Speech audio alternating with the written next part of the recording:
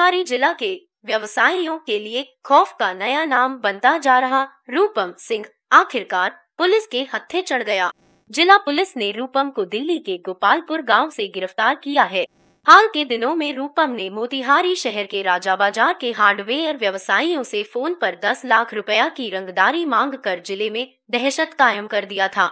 जिला में हुई कई हत्या और रंगदारी के मामले में पुलिस को रूपम सिंह की तलाश थी।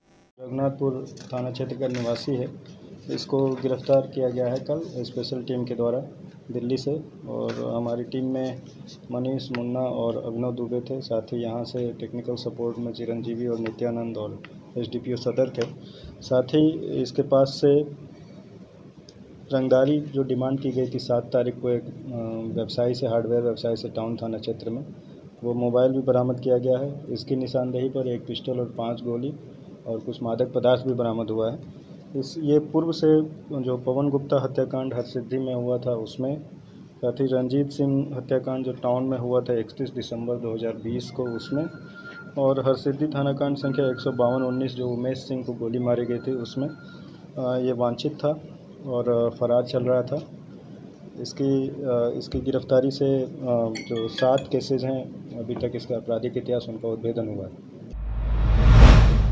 सुगौली पुलिस ने अलग अलग जगहों पर छापेमारी कर देशी शराब व नेपाली कस्तूरी शराब के साथ 2 तस्करों को गिरफ्तार कर जेल भेज दिया है। जानकारी के अनुसार थानाध्यक्ष विवेक जायसवाल को गुप्त सूचना मिली कि अलग अलग जगहों पर शराब तस्कर देशी शराब व नेपाली शराब की खेप बिक्री के लिए आ रहा है। सूचना मिलते ही थानाध्यक्ष पुलिस बल के साथ शराब तस्करों को धर दबोचने के लिए निकल पड़े। पुलिस को देख तस्कर भागने के फिराक में था, तभी थानाध्यक्ष ने दोनों को बाइक के साथ धर दबोचा। बाइक जांच करने पर 25 लीटर देशी शराब व 180 पीस नेपाली कस्तूरी शराब बरामद किया। राष्ट्रीय न्याय महासभा के मुजफ्फरपुर इकाई की ओर से आयोजित सम्मेलन में राष्ट्रीय अध्यक्ष आजाद गांधी ने कहा कि जन नायक कर्पूरी ठाकुर की सभी लोग उनके जयंती और पुण्यतिथि पर याद करते हैं। कई दल के नेता भी याद करते हैं, लेकिन अब तक जननायक कर्पूरी ठाकुर को भारत रत्न से सम्मानित नहीं किया गया, जो मांग पिछले कई वर्षों से किया जा रहा है, लेकिन किसी ने पहल नहीं की है। उन्होंने कहा कि इस राष्ट्रीय न्याय महासभा सम्मेलन के जरिए अपने समाज के लोगों को एकजुट करने और कर्पूरी ठाकुर को भारत रत्न से सम्मानित कराने को लेकर आगे भी लड़ाई जारी रहेंगी। पहला मुद्दा हम लोग का है कि जननायक कर्पूरी ठाकुर एक महान व्यक्तित्व के रूप में जाने जाते थे, जिन्होंने बिहार को ही नहीं बल्कि संपूर्ण भारतवर्ष में अलख जगाने का काम किया। गरीब समुदाय के जो लोग थे, वंचित समुदाय के जो लोग थे, जिनका अधिकार नहीं मिला था, जननायक कर्पूरी ठाकुर ने गरीबों के लिए काफ़ी मशक्क़त किया। एक आंदोलन का दूसरा नाम जननायक कर्पूरी ठाकुर है इस देश में। वैसे महान शख्सियत को भारत रत्न से सम्मानित नहीं करना ये देश के लिए नहीं बल्कि दुनिया के लिए दुर्भाग्यपूर्ण बातें हैं।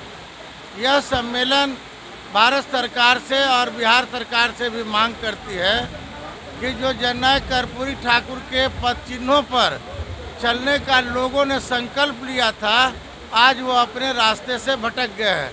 24 जनवरी को जब आता है जननायक कर्पूरी ठाकुर की जयंती और पुण्यतिथि, तो तमाम लोग निर्णय लेते हैं कि जननायक कर्पूरी ठाकुर को भारत रत्न से सम्मानित किया जाना। अभी सदन 10 दिन 12 दिन चला इस देश में, लोकसभा 2 दिन पहले भी बंद कर दिया गया, और एक भी माननीय सदस्य, लोकसभा के सदस्य जो अपने आप को ओबीसी का लीडर बनने के लिए उतावल हैं, एक से एक विधेयक ला रहे हैं। जननायक कर्पूरी ठाकुर को भारत रत्न से सम्मानित करने का एक भी प्रस्ताव ये चलते सत्र में नहीं आया। बेगूसराय में आज परामर्शी समिति सदस्य सह कार्यकर्ता सम्मेलन का आयोजन किया गया, जिसमें बिहार के उप मुख्यमंत्री रेणु देवी तथा पंचायती राज मंत्री सम्राट चौधरी ने हिस्सा लिया। पूर्व एमएलसी रजनीश कुमार के द्वारा आयोजित इस कार्यक्रम में बड़ी संख्या में जनप्रतिनिधि एवं एनडीए गठबंधन के कार्यकर्ता मौजूद रहे। अपने अभिभाषण के दौरान सम्राट चौधरी ने कहा कि आज चुनाव से लेकर अन्य जगहों पर महिलाओं की भागीदारी बड़ी संख्या में हो रही है और उनकी इच्छा है कि अगले पंचायत चुनाव में 60% से भी अधिक महिलाएं चुनाव जीतकर आवे, जिससे कि समाज में एवं बिहार में महिलाओं के उत्थान में और बल मिलेगा। हम तो आह्वान करेंगे कि आप ऐसी व्यवस्था कीजिए कि महिलाएं 60% से अधिक चुनाव जीत कर आए, अभी तो बिहार में अधिक से अधिक कल्याण के कार्य कर पाए। इसलिए साथियों, आगे भी हम लोगों के कार्यक्रम में जाना, लेकिन मैंने विस्तार से यही आपसे आग्रह निवेदन किया, आगे के दिनों में हमारे भाई रणजीत जी के लिए, वैसे तो ये लड़ते ही रहते हैं यहाँ पर, और यहाँ से लेकर पटना और दिल्ली तक आपकी बातों को पहुँचाने का काम कर रहे हैं। हम जहाँ आपको जानकर बड़ा आश्चर्य होगा कि जब तक नरेंद्र मोदी की सरकार नहीं बनी थी तो 13 फाइनेंस में मात्र 5,000 करोड़ रुपया पूरे 5 साल में मिलता था। नरेंद्र मोदी जी की सरकार आई तो 14वां वित्त आयोग आया और उसमें हम लोगों को लगभग 13,000 करोड़ रुपया मिला। वहीं उप मुख्यमंत्री रेणु देवी ने कहा कि जब उनकी पार्टी विपक्ष में थी तब वही लोग मजाकिया लहजे में बात करते थे और पंचायत चुनाव में महिलाओं की भागीदारी पर उंगली उठाते थे, लेकिन केंद्र में नरेंद्र मोदी की सरकार बनते ही एवं बिहार में नीतीश कुमार की सरकार आते ही महिलाओं के उत्थान के लिए कई योजनाएं चलाई गई। साथ ही साथ पंचायत चुनाव सहित अन्य चुनाव में भी महिलाओं की भागीदारी सुनिश्चित कराई गई। उन्होंने विपक्ष में जब हम थे और मानिए जिस समय कहता है लोग की लाचार विचार के हम सरकार हैं, उन लोगों से जब हम लोग कहते थे कि पंचायत का चुनाव होना चाहिए, तो उस समय बात ये होता था विधानसभा के भीतर, जब हम लोग हंगामा करते थे तो वही पूर्व मंत्री जी कहा करते थे, मुख्यमंत्री जी कि रे रेनुआ चिंता मत कर, अभी तो के सब पैसा तो विधायक खर्चा करता, और अब जब हो रही हूँ तो वो लोग खर्चा करी, हम कहीं हमनी के बात नहीं थे, भोजपुरिया में बात भरी है विधानसभा में, हमनी के नीचे तक लोग में जाएंगे चाहिए कि हर काम के हर आदमी के इंसाफ और हर आदमी के दुख दर्द समझे के बाद बेगूसराय में पंचायती राज प्रकोष्ठ की बैठक में पंचायती राज मंत्री सम्राट चौधरी ने भाग लिया। बेगूसराय जिले के बरौनी स्थित एक हॉल में आयोजित इस कार्यक्रम में बड़ी संख्या में जनप्रतिनिधियों एवं पार्टी कार्यकर्ताओं ने भाग लिया। कार्यक्रम की शुरुआत वंदे मातरम गीत के बोल के साथ की गई। तत्पश्चात स्थानीय कार्यकर्ताओं ने फूल माला पहनाकर एवं बुके देकर मंत्री सम्राट चौधरी का स्वागत किया। अपने भाषण के दौरान सम्राट चौधरी ने कहा कि मुख्यमंत्री नीतीश कुमार के द्वारा लगातार शिक्षा को बढ़ावा देने के लिए छात्र छात्राओं के बीच पोशाक एवं साइकिल का वितरण किया गया। कार्यकर्ताओं एवं जनप्रतिनिधियों को संबोधित करते हुए सम्राट चौधरी ने कहा कि आने वाले चुनाव में जो लोग चुनाव जीत कर आए वह अपनी पार्टी की विचारधारा को बढ़ाने का प्रयास करें। आपके विचारधारा के लोग चुनाव जीत कर आते हैं, चुनाव खत्म होने के 2 दिन 3 दिन के बाद रिजल्ट आ जाएगा। तो यहाँ भुवन जी है, मुकेश जी है, ये लोग एक्टिव है पूरे स्टेट की व्यवस्था हम व्यवस्थापित संरचना किया। नहीं तो वीडियो को हम नहीं हटाते, पंचायती राज पदाधिकारी को वहां नहीं डालते, उसी तरह जिला परिषद की भी व्यवस्था हम करने जा रहे हैं। इसलिए साथियों अब बताना भी पड़ेगा, वार्ड सदस्य को एक तो मानदेय मिलता ही है, दूसरा रजनीश जी यहाँ बैठे रोज लड़ते हैं भाई, अब लड़िए थोड़ा कम, 2,000 रुपया सीधा उसको हमने बढ़ा दिया। जो लोग नल जल योजना में काम करेंगे उनको सीधा 2,000 रुपया अधिक मिलेगा। इसलिए काम हम लोग बहुत कर रहे हैं, लेकिन ये जनता के बीच में भी दिखना चाहिए, और हमारा माइक तो आप है। हम जो यहाँ बोल रहे हैं यही बात यदि आप बाहर बोलेंगे तभी तो लोग जानेंगे। काम तो लगातार हो रहा है, उनके मान सम्मान से लेकर उनकी आर्थिक स्थिति को ठीक करने तक विकास कैसे हो इसकी भी पूरी कल्पना हम लोग खड़ा कर रहे हैं। इसलिए कोरोना जैसे भी महामारी में पूरे पंचायत प्रतिनिधियों ने मास्क बांटा। 45,000 गांव है पूरे बिहार में, उसमें सैनिटाइजेशन का काम किया। अभी हम लोग ऑक्सीजन बेड बनवा रहे हैं, ऑक्सीजन कंसंट्रेटर लगवा रहे हैं, जहां जहां बेड की आवश्यकता है वहां बेड भी दे रहे हैं। इसलिए पूरी व्यवस्था पंचायती राज के माध्यम से किया जा रहा है। बेगूसराय में बहियार में स्नान करने के दौरान एक व्यक्ति की डूबने से मौत हो गई। घटना गढ़पुरा थाना क्षेत्र के कारू घाट बहियार की है। बताया जाता है कि गढ़पुरा गांव निवासी उपेंद्र दास दोपहर में स्नान करने गया था, तभी वह गहरे पानी में चला गया, जिससे उसकी डूबने से मौत हो गई। स्थानीय लोगों की मदद काफी मशक्कत के बाद शव को पानी से निकाला गया। सूचना पर गढ़पुरा थाना पुलिस मौके पर पहुंच शव को कब्जे में लेकर पोस्टमार्टम के लिए सदर अस्पताल भेज दिया है। उपेंद्र दास की मौत से परिजनों का रो रो कर बुरा हाल है। मौत के बाद काफी संख्या में स्थानीय लोग मृतक के घर पहुंचे। फिलहाल पुलिस आगे की कानूनी कार्रवाई में जुटी हुई है। बीते दिनों लॉकडाउन का बुरा असर पूरे देश के साथ साथ कटिहार जिले में भी बेतहाशा देखा गया। मजदूरों की मजदूरी बंद हो गई। स्कूली बच्चों का पढ़ाई पर भी प्रभाव पड़ा। बच्चे कहते हैं कि कोरोना के चलते हम लोगों का पढ़ाई रुक सा गया है। वहीं कोड़ा प्रखंड अंतर्गत विनोदपुर पंचायत के मुखिया प्रतिनिधि मोहम्मद जहांगीर आलम ने बिहार न्यूज को बताया कि हमारे पंचायत में उच्च शिक्षा हासिल करने की कोई व्यवस्था नहीं है। बीते दिनों लॉकडाउन के समय हमारे यहाँ के मजदूर परिवार की बहुत बुरा हाल देखा गया। मुखिया जी बताइए कि आपकी पंचायत में उच्च शिक्षा का क्या व्यवस्था है? हमारे पंचायत में शिक्षा का व्यवस्था स्कूल में दिया गया है सरकार के द्वारा। जहाँ तक की पढ़ाई होती है तो अपना पंचायत में बच्चा और बच्ची पढ़ लेते हैं। उसके बाद अभिभावक का जो सोच होता है कि इससे आगे हम भेजें, आगे हम पढ़ाएं, तो अभिभावक उनको जो है ना अच्छा से अच्छा स्कूल खोज के एडमिशन करा के वहाँ पढ़ाने भेजते हैं। उसके बाद सारी खर्चा आराम से उसको देकर पढ़ाते हैं। लेकिन लॉकडाउन के चलते में अभिभावक का मन टूट गया है, क्योंकि लॉकडाउन जब से लगा है स्कूल बंद है, मदरसा बंद है, कोचिंग बंद है। जहाँ जहाँ आदमी पढ़ता था सब जगह पर पाबंदी कर दिया है। जिसके चलते में जो पढ़ाई किया था उसमें भी कमी आ गया है और पढ़ाई खुलेआम पढ़ नहीं सकता है। जो ये नेट का तैयारी किया था और जो नेट में जिनका एडमिशन था तो नेट का पढ़ाई नेट या नीट बोल रहे हैं, नीट की तैयारी, डॉक्टर की तैयारी होती है जी। नेट का तैयारी जो किया था वो अपना कहीं न कहीं से अपना दिमाग से अपने जीवन लगा के अपना तैयारी कर रहे हैं।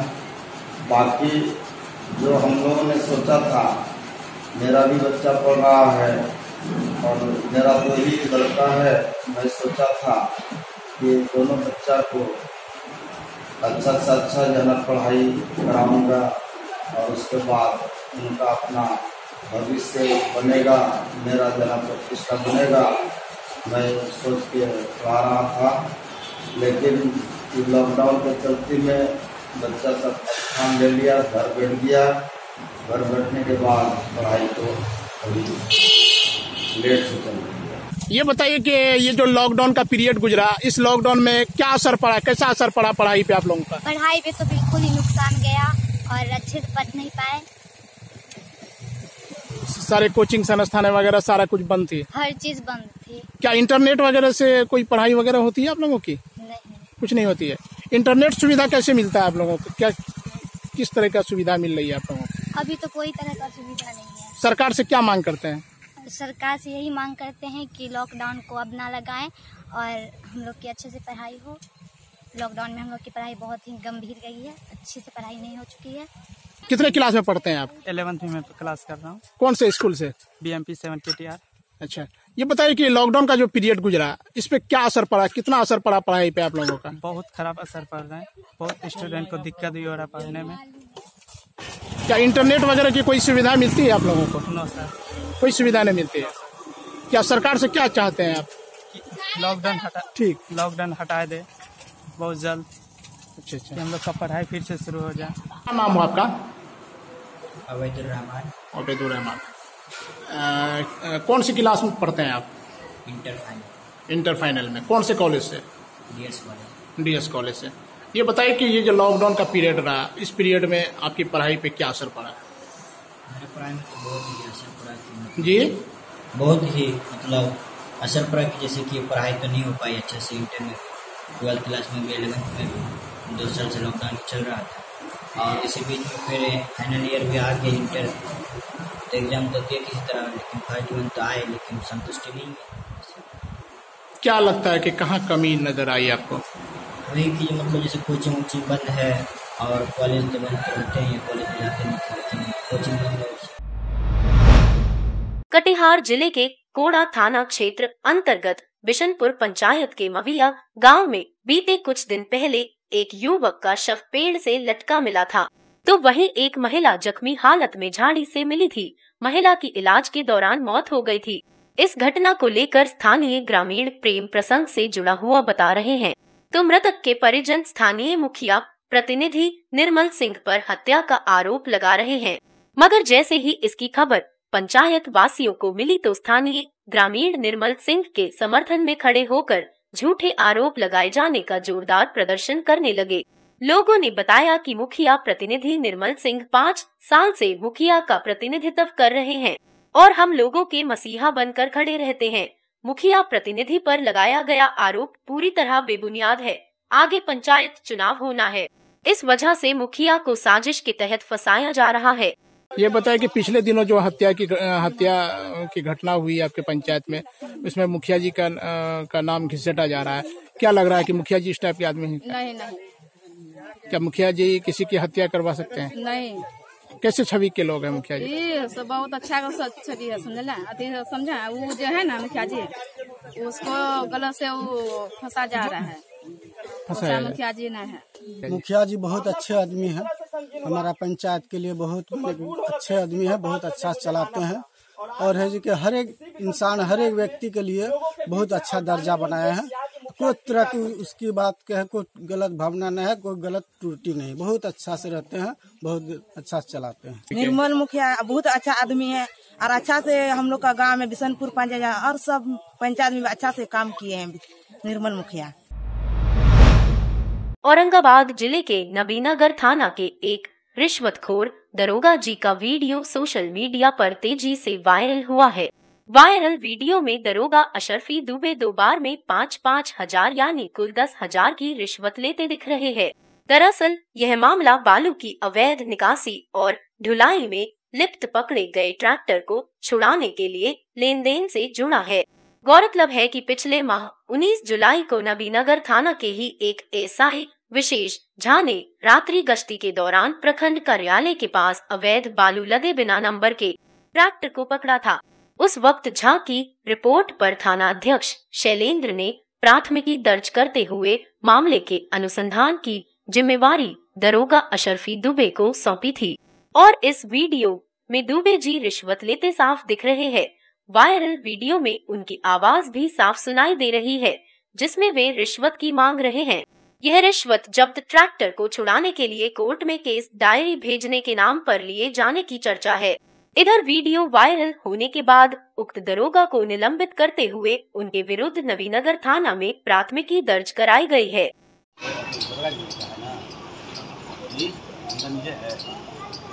हाँ सर, हाँ सर लाए हैं, लेकिन व्यवस्था उतना नहीं हो पाया। बहुत दिक्कत है 2000 रुपये, इसीलिए न कल है आते हैं। लेकिन हम छूट नहीं जानते हैं कि छूट पर हमारा सामने सुनिए ना सर, वो बात ना, हम कल है आते हैं, लेकिन जैसे वही व्यवस्था हुआ इसीलिए आना पड़ा। ठीक ना, आज समझे कहानी नहीं, हम जो काम किए ना, पापा बोले ऐसा थोड़े है कि डायरी में सर के बोलो मदद करने के लिए, डायरी थोड़ा पापा बोलेंगे पहले ये काम हम जो कर दिए। हाँ ना, वो तो बात है, उनको बरी कर दिए थाना पहुंचने के बाद। उसके लिए तोरा पापा क्या बोले? ना बहुत आप मदद किए सर। हम तो उसके लिए नहीं बोले कि हाँ ठीक है जाकर इतना मदद कर दिए। वही बोले आजत में जो बंद हो गया है उसको न भेजे बूढ़ आदमी के, उसके लिए तेरा पापा नहीं बोले कि नहीं जाके खाता दो उनको? हाँ सर, वो तो खैर है। ये ऐसा बतियाने से थोड़े होता है। तेरा पापा नहीं जानते हैं क्या? जानते हैं क्या होता है तब?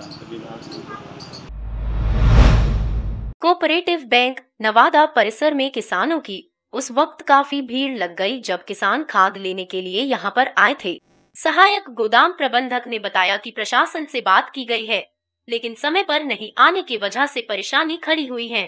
परिसर में सैकड़ों किसानों की भीड़ में कोविड नियमों की धज्जियां उड़ते देखा गया है। गया के नवजात शिशु रोग विशेषज्ञ डॉक्टर BD शर्मा के द्वारा बच्चों के स्वास्थ्य जांच के लिए शिविर का आयोजन करने शुल्क चिकित्सा परामर्श व इलाज किया गया। इस आवास पर बच्चों के बीच उपहार भी वितरण किया गया। इस अस्पताल में सरहद पर तैनात जवानों के बच्चों का निःशुल्क इलाज किया जाता है। शिविर में करीब 100 बच्चे का हमने इलाज किया और बहुत सारे लोगों का सहयोग भी मिला और हमने स्वास्थ्य शिविर, निःशुल्क स्वास्थ्य शिविर का आयोजन किया और साथ में बच्चों के लिए कुछ उपहार का भी व्यवस्था किया। और जब वो बच्चे उपहार लिए तो बहुत ही खुश नजर आए, तो हमें लगा कि इस तरह के अगर कार्य होता रहे और बच्चों का इसी तरह मुस्कान बना रहे, यही हमारा आगे का भी प्रयास रहेगा। गया जिले के आमस थाना क्षेत्र के GT रोड टोल प्लाजा के पास से नारकोटिक्स विभाग पटना की टीम ने एक ट्रक से तस्करी के लिए जा रहे करीब 25 लाख का डोडा और अफीम पकड़ा है। साथ में 2 तस्कर को भी गिरफ्तार किया है। आमस के थानाध्यक्ष अनिल कुमार सिंह ने बताया कि एक ट्रक पर कई बोरे में रखे करीब 14 क्विंटल डोडा और 4 किलो अफीम पकड़ा गया है, जिसका बाजार में मूल्य लगभग 25,000 आंकी गई है। दोनों तस्करों के नाम अभी गुप्त में रखा गया है। गया जिले के वजीरगंज प्रखंड के पुनामा गांव में अनीता देवी का मकान अधिक वर्षा में ध्वस्त हो गया। पीड़ित बताती है कि मेरी आर्थिक स्थिति काफी दयनीय है। कोरोना टाइम में पति का काम धाम भी सही से नहीं चल रहा है, घर चलाने में भी परेशानी हो रही है। अब हम इतने सक्षम नहीं है कि अपना घर फिर से बनवा सके। अनीता देवी ने अंचलाधिकारी के पास आवेदन देने की बात की है। पीड़ित अनीता देवी का कहना है कि सरकार उन्हें अविलंब आपदा राहत कोष से सरकारी सहायता दे ताकि मैं अपना घर फिर से बनवा सकूं। अररिया के कृषि विज्ञान केंद्र में वरीय वैज्ञानिक डॉक्टर विनोद कुमार ने योगदान लिया। उन्होंने प्रेस वार्ता का आयोजन कर कहा कि किसानों के मुरझाए चेहरे पर मुस्कान आए, किसानों में जागरूकता लाने का हर प्रयास होगा। सरकार द्वारा किसानों के लिए जो योजना चलाया जा रहा है उसका लाभ किसानों को मिले, यह प्रयास रहेगा। हमारी एक मन की लालसा यही है कि अररिया सिर्फ अररिया तक सीमित नहीं रहे, बल्कि पूरे देश जाने कि अररिया कोई जिला है जहाँ के किसान इतना अच्छा काम कर रहे हैं। ये हमारी इच्छा है। इसके लिए हम हर संभव प्रयास करेंगे जिसमें कि हम सफल भी होंगे। ये मेरी पूरी विश्वास। अररिया जिले के फारबिसगंज प्रखंड अंतर्गत मुख्यमंत्री कुशल श्रमिक उद्यमी क्लस्टर योजना अंतर्गत सर्वश्री DT गारमेंट का DM प्रशांत कुमार ने उद्घाटन किया। इस मौके पर DM ने कहा कि फारबिसगंज में 2 योजना अंतर्गत क्लस्टर समूह की शुरुआत की जा रही है ताकि प्रवासी श्रमिक बेरोजगारों के हुनर हाथ को काम मिल सके और वे आत्मनिर्भर बन सके।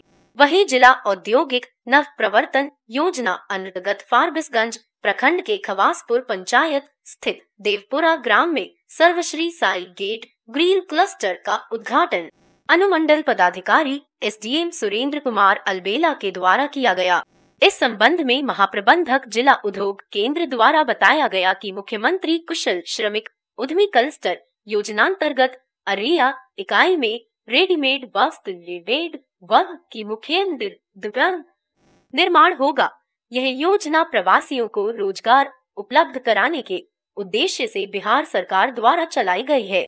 ये समय में जो हमारे प्रवासी मजदूर या कामगार भाई जो विभिन्न क्षेत्रों से आए थे, उनको रोज़गार मुहैया कराने के लिए सरकार के द्वारा ये योजना चलाया गया है।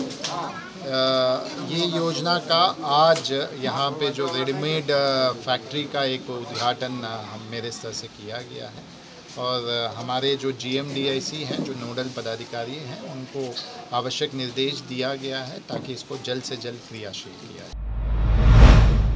अररिया पुलिस ने पलासी थाना अंतर्गत वाहन चेकिंग अभियान के दौरान शक के आधार पर 2 अभियुक्त को चोरी की बाइक, 2 ATM एवं अन्य कागजातों के साथ गिरफ्तार किया है। जांच के दरमियान आरोपी ने गुनाह स्वीकार किया है। बीते 4 अगस्त को जोकीहाट थाना क्षेत्र के पास से होमगार्ड भोला लाल सरदार का गाड़ी चोरी हो गया था। काफी खोजबीन के दौरान जब नहीं पता लगा तो 9 अगस्त को पलासी थाना क्षेत्र मदनपुर में वाहन जांच के दौरान संदेह के आधार पर युवक को गिरफ्तार किया गया और उसने पूछताछ के दौरान सारा गुनाह कबूल कर लिया। गिरफ्तार अभियुक्त तनवीर और इरशाद दोनों के कोगरा वार्ड संख्या 14 का निवासी बताया जाता है, जिसे जेल भेजने की तैयारी की जा रही है। साथ ही इसकी निशानदेही पर अन्य अभियुक्तों की तलाश की जा रही है। जोकीहाट थाना के पास से एक होमगार्ड के जवान का मोटरसाइकिल चोरी हो गया था और वो मोटरसाइकिल 4 तारीख को चोरी हुआ था। वो जवान खोज रहा था तो उसका मोटरसाइकिल जो है सो बरामद नहीं हो सका था, लेकिन कल मदनपुर में चेकिंग लगा हुआ था। वाहन चेकिंग के क्रम में एक सस्पेक्टेड आदमी को देखा गया, उससे पूछा गया, मोटरसाइकिल का गाड़ी का कागजात जब चेक किया गया तो पता चला कि उस जो होमगार्ड का जवान जो जोकीहाट का था उसी का मोटरसाइकिल है। इसके साथ ही उस होमगार्ड के जवान का 2 ATM कार्ड, आधार कार्ड और I card, driving licence, PAN card इत्यादि भी उसके डिक्की से बरामद हुआ है। इसके साथ 3 आदमी था, 2 अभियुक्त को गिरफ्तार हुआ जो मोहम्मद इरशाद और तनवीर है। ये दोनों जो है ये गोगरा वार्ड नंबर 14 थाना जोकीहाट का रहने वाला है। इन लोग को गिरफ्तार करके जेल भेजा जा रहा है। अन्य अभियुक्त की गिरफ्तारी के लिए छापामारी की जाए। जोकीहाट थाना परिसर से चोरी हुआ था सर? थाना के पास से चोरी हुआ था सर। इसकी FIR दर्ज हुई थी जोकीहाट में? इसकी एक प्राथमिकी दर्ज हुई है। जोकीहाट थाना कांड संख्या 389 एक ऐसा है जो दर्ज किया गया है। गंगा नदी के जल स्तर में लगातार हो रही आमद से मोकामा प्रखंड के निचले हिस्से में पानी फैल गया है। इस प्रखंड की कसहा दियारा पंचायत सर्वाधिक रूप से प्रभावित हुई है। रामपुर डुमरा पंचायत में भी गांव की सड़क डूब गई है। कसहा दियारा पंचायत की 5000 की आबादी बुरी तरह पानी से घिर गई है। गांव में गंगा का पानी पूरी तरह पसर गया है। इस पंचायत का सड़क संपर्क भी प्रखंड मुख्यालय से टूट गया है। गांव के लोगों को अब काफी परेशानियां झेलनी पड़ रही है। हजारों एकड़ में लगी मक्का, धान, सोयाबीन, सब्जी की फसल बर्बाद हो गई है। लोगों के बीच त्राहिमाम मच गई है। हर तरफ गंगा नदी का जल कोहराम मचा रहा है। कई लोगों ने भी सुरक्षित टीले पर पनाह ले रखी है। ग्राम वासियों ने सरकार से तत्काल राहत की गुहार लगाई है। पूरा गंगा के पानी से कसहा पंचायत में पूरे एकदम जल जमा हो गया है और मक्का का फसल जो है सब बर्बाद हो गया है। और यहाँ कोई कर्मचारी साहब देखने के लिए भी नहीं आ रहा है। यहाँ आदमी मर रहा है, डूब रहा है, कोई व्यवस्था नहीं यहाँ पर है। दानापुर मंडल प्रबंधक एम प्रभात कुमार ने आज मोकामा रेलवे स्टेशन का औचक निरीक्षण किया और हर मुकम्मल व्यवस्था दुरुस्त रखने का निर्देश दिया। पटना से मोकामा पहुंचे DRM ने माल गोदाम का भी अवलोकन किया। उल्लेखनीय है कि 20 साल बाद मोकामा माल गोदाम से सीमेंट की अनलोडिंग शुरू हुई है। इसके पूर्व DRM के आगमन की खबर पर मोकामा रेलवे स्टेशन की सुरक्षा व्यवस्था काफी दुरुस्त देखी गई। महज आधा घंटे के गहन अवलोकन के बाद DRM झाझा के लिए रवाना हो गए। तो कहीं और रखेंगे, फिर उसको यहाँ ला कर रखेंगे, इसीलिए अभी हाफ रेट दे रहे हैं।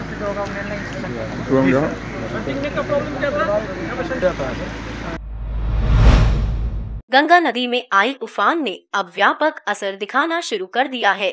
मोकामा प्रखंड के जंजीरा दियारा से लोगों का पलायन भी होने लगा है। जंजीरा दियारा पूरी तरह गंगा नदी में समा गया है। इस दियारा से पलायित 300 लोगों ने मोकामा प्रखंड परिसर में पनाह ले ली है। दियारा से पलायित लोगों को प्रशासन ने हर मुमकिन सहायता प्रदान की है।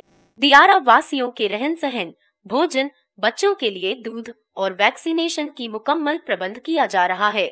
मोकामा BDO डॉक्टर मनोज कुमार ने गंगा नदी में आई उफान से प्रभावित लोगों को सभी सहूलियत प्रदान करने का आदेश दिया है।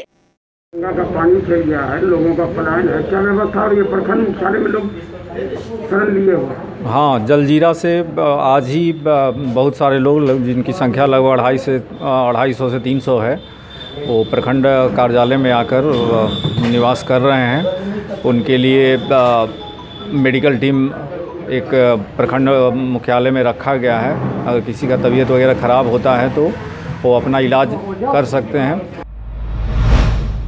मरांची थाना क्षेत्र के कसा दियारा में एक प्रौढ़ की हुई हत्या के बाद भारी तनाव कायम हो गया है। इस घटना के बाद गांव में गैंगवार की आशंका पनप रही है। उल्लेखनीय है कि बेगूसराय के एक निजी अस्पताल में आज तड़के गोली लगने से गंभीर रूप से जख्मी हुए नंदन निषाद की मौत हो गई। मंगलवार की रात अपराधियों ने नंदन निषाद को गोली मारकर जख्मी कर दिया था। घटना के बाद मरांची पुलिस ने मामला दर्ज कर जांच शुरू कर दी है। मुख्यमंत्री नीतीश कुमार का ड्रीम प्रोजेक्ट लक्ष्मण झूला, जिसका निर्माण पुनपुन में पुनपुन नदी पर किया जा रहा है, जिसमें सबसे न्यूनतम क्वालिटी और घटिया सामग्रियों का प्रयोग किया जा रहा है। पुनपुन निवासी समाज सेवी मधु सिंह ने सीधा आरोप ठेकेदार और विभागीय अधिकारियों पर लगाया है एवं इसकी शिकायत विभागीय अधिकारियों से किया है। वहीं इसकी जानकारी मसौड़ी एसडीएम अनिल कुमार सिन्हा को मिली तो निर्माण कार्यस्थल पर जाकर स्वयं निरीक्षण किया एवं घटिया सामग्री को देखकर अधिकारियों को फटकार लगाई। समाचार पत्र में भी आज प्रकाशन हुआ है, जिस पर मैंने त्वरित कार्रवाई करने हेतु आए हुए थे, लेकिन उन्हीं के देख रेख में यहाँ पर मैंने घटिया किस्म का कार्य मैंने जमा हुआ सीमेंट, मिट्टी युक्त बालू और घटिया मैंने गिट्टी का उपयोग मैंने चल रहा है। आपने कहीं शिकायत भी किया क्या? इसके लिए मैंने कल ही मतलब समाचार पत्र के माध्यम से और मैंने एथी के माध्यम से मैंने जिलाधिकारी पटना और मतलब अनुमंडल पदाधिकारी को मसौढ़ी को मैंने सूचित किए थे इस सब जानकारी के लिए। जो पुनपुन लक्ष्मण झूला बन रहा है सर, ब्रिज, उस ब्रिज का निरीक्षण आपके द्वारा किया गया सर। लोगों की शिकायत थी कि उस ब्रिज के निर्माण में घटिया सामग्री का प्रयोग हो रहा है। सर आप निरीक्षण किए सर, आप अधिकारियों को क्या निर्देश दिए सर? कल शहीद पार्क पुनपुन में हम लोग जो है माल्यार्पण करने के लिए गए हुए थे, तो उसी दरमियान जो है वहाँ का स्थानीय लोगों के द्वारा कहा गया कि जो सस्पेंशन ब्रिज जो बन रहा है पुनपुन नदी के ऊपर, उसमें जो है मटेरियल वगैरह लो क्वालिटी का यूज होने का शिकायत किया गया था। तो हमने जाके देखा था और जो शिकायत था वो लगभग सही था कि जो बालू वगैरह था उसमें काफ़ी मिट्टी के अंश थे, यानी बढ़िया क्वालिटी के बालू नहीं था। इसी प्रकार जो चिप्स जो था वो भी जो है उसमें भी बालू और मिट्टी जो है मिश्रित था। तो हमने वहाँ पुल निर्माण निगम के कार्यपालक अभियंता से बात किया और उनको बताया कि जब तक मटेरियल अच्छे मटेरियल नहीं आ जाते हैं तब तक इस मटेरियल से काम करने पर रोक लगा दिया जाएगा। और उन लोगों ने भी जांच किया है, जो मटेरियल वहाँ पर गिरा हुआ है उसको लैब में टेस्ट करने के लिए भेजा है। तो लगभग यही स्थिति है कि अब जब तक वो नया मटेरियल नहीं होता है तब तक उस पर काम करने से रुका हुआ है। लोकतंत्र का महापर्व आने से पहले पंचायत चुनाव की सरगर्मी बढ़ने लगी है। कैंडिडेट पिछले कई महीनों से अपने क्षेत्र भ्रमण करने में लगे हैं। इसी दौरान जदयू के स्वर्ण जिला अध्यक्ष हरेंद्र सिंह उर्फ पिंटू ने सहरसा जिले के खेहरा प्रखंड क्षेत्र संख्या 18 से चुनाव लड़ने का दावा ठोक रहे हैं। हरेंद्र सिंह उर्फ पिंटू ने बिहार न्यूज से क्या कुछ कहा, सुनिए पूरी बात। मैं अभी सहरसा जिला सवर्ण प्रकोष्ठ जदयू का जिला अध्यक्ष हूँ और आने वाले पंचायत चुनाव में मैं जिला पार्षद से 18 नंबर क्षेत्र संख्या से चुनाव लड़ना चाह रहा हूँ और मुझे उम्मीद है कि मैं भारी मतों से विजयी होऊंगा। और राजनीतिक में मुझे विरासत में मिला है, हमारे पिताजी स्वर्गीय बलभद्र नारायण सिंह समाजवादी सोच के थे, प्रखर समाजवादी नेता थे। उनकी अचानक मृत्यु हो जाने के बाद मैं राजनीतिक में आया और मेरा पहला फर्ज कर्तव्य जो भी समझ लीजिए उनके सपना को पूरा करना ही मेरी पहली प्राथमिकता है। साथ ही क्षेत्र में मैं देख रहा हूँ, मैं घूम रहा हूँ तो देखता हूँ कि सरकार की जो योजना है, हमारे माननीय मुख्यमंत्री जी ने जो योजनाओं लोगों के लिए दिया है वो जन जन तक नहीं पहुँच पा रहा है। उसके लिए भी मैं काम करूँगा, लोगों को जन जन तक सरकार की योजनाओं के बारे में बताऊँगा स्वास्थ्य, शिक्षा, सड़क, बिजली, इसके लिए हमारी प्राथमिकता रहेगी कि लोगों को पहुंचे। मसौढ़ी प्रखंड युवा जदयू अध्यक्ष अश्विनी कुमार उर्फ गोल्डी ने मसौढ़ी विभिन्न जन समस्याओं को लेकर बिहार के वर्तमान मुख्यमंत्री नीतीश कुमार मिला एवं मसौढ़ी की परिस्थितियों से उन्हें अवगत कराया।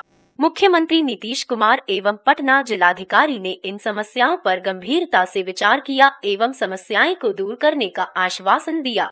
पहले तो मैं बिहार न्यूज़ को धन्यवाद देता हूं कि आज वो जानकारी लेने आए हैं कि क्या क्या समस्या रखे हैं हम। पहला समस्या मेरा था कि मसौढ़ी में सरकारी कॉलेज, जो आज़ादी के बाद मसौढ़ी में सरकारी कॉलेज अभी तक नहीं है मसौढ़ी प्रखंड में। दूसरा समस्या था जो 2001 बार जब सूर्य ग्रहण लगा तो माननीय मुख्यमंत्री जी आके यहाँ पे घोषणा की थी कि वेधशाला बनाया जाएगा, वो अभी तक अधर में लटका हुआ है, वो समस्या रखा मैंने। और तीसरी समस्या मेरा था कि जो जल नल योजना है जिसमें घटिया पाइप का इस्तेमाल किया गया है, जो सभी जगह जल फट फट के बह रहा है, वो तीसरी समस्या थी। चौथी समस्या था कि जो प्रखंड में अनुमंडल में एक भी टेक्निकल कॉलेज नहीं है, तो अनुमंडल में टेक्निकल कॉलेज की मांग किया गया। इसमें हमारे डीएम साहब, मुख्यमंत्री जी ने तुरंत डीएम साहब को फॉरवर्ड किया, वहां से माननीय मंत्री विज्ञान प्रौद्योगिकी मंत्री सुमित कुमार ने आश्वासन दिया है कि हम इस पे काम करेंगे। और माननीय मुख्यमंत्री जी को यही कहना चाहता हूं कि जल्दी से जल्दी इस पे कार्रवाई किया जाए मसौढ़ी वासियों की ओर से। गोपालगंज जिला में वृक्षारोपण का मेगा कैंप का आयोजन किया गया, जिसकी शुरुआत कुचायकोट प्रखंड में जिलाधिकारी डॉ नवल किशोर चौधरी ने फीता काटकर एवं वृक्षारोपण कर किया, जिसके बाद जिला अधिकारी ने सदर प्रखंड बरौली प्रखंड में वृक्षारोपण करते हुए हथुआ प्रखंड के मछागर लच्छीराम पहुँचे, जहां उन्होंने वृक्षारोपण किया। इससे पहले स्थानीय मुखिया अर्जुन यादव ने उन्हें फूलमाला से जोरदार स्वागत किया तथा स्थानीय लाभुक बुजुर्गों ने भी उनका स्वागत किया। मनरेगा के पीओ के द्वारा आकृष्ट किया गया था, जो हम अपने पंचायत में 4 राजस्व गांव मिलाकर 10 यूनिट पौधा लगाने का निजी जमीन में निर्णय लिए थे किसानों के द्वारा।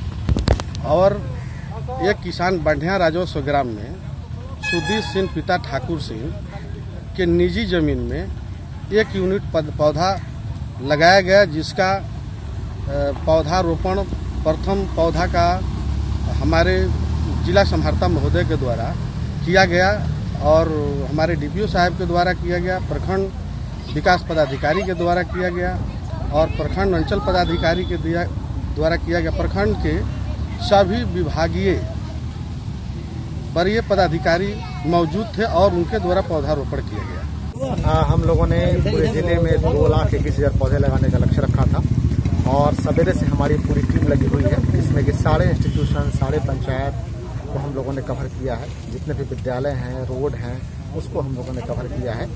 और मैं स्वयं आज 4 प्रखंडों में भ्रमण किया हूँ, जैसे कुचायकोट प्रखंड है, गोपालगंज है, फिर बरौली है और अभी हथुआ में। और मेरी पूरी टीम चारों सभी जगहों पे काफ़ी तत्पर है और सभी लोगों ने लगाया है। मैं सभी लोगों से आग्रह करता हूं कि वृक्ष तो हम लोग लगाए हैं, लेकिन वृक्ष की रक्षा करना हमारा परम कर्तव्य है, तो हम सभी लोग वृक्ष की रक्षा करें।